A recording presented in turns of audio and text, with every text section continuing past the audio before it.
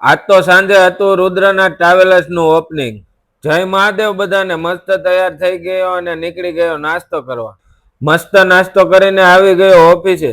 ઓફિસે આવીને ફૂલ હાર ચડાવ્યા, પછી આરતી કરી લીધી અને બેસી ગયો કોમ્પ્યુટર પર. બધા લેબલ કાઢ્યા અને પેકિંગ ચાલુ કરી દીધું.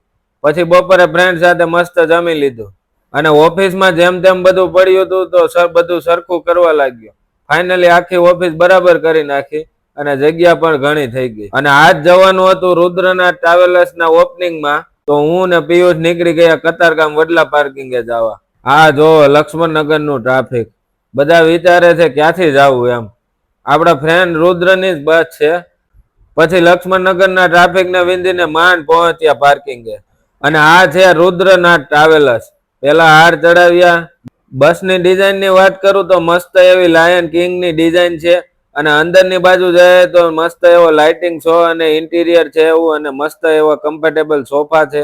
પછી તો ફટાકડા ફોડ્યા અને 9:45 વાગે કતારગામ પાર્કિંગેથી ઉપાડી.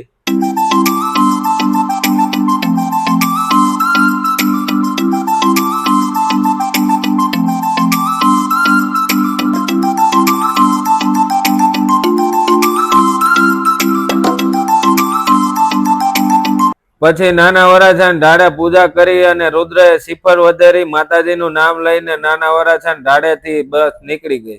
અને મારે જમવાનું બાકી હતું તો હું ને પિયુષ થેપલા, દહીં, ખમણ ખાવા આવી ગયા. તોય પેટ ફૂલ ન થયું તો પાછી ફ્રેન્કી ખાધી અને માથે લીંબુ સોડાવો. બસ આજ માટે આટલું જ. મળીએ નેક્સ્ટ મિની વ્લોગમાં.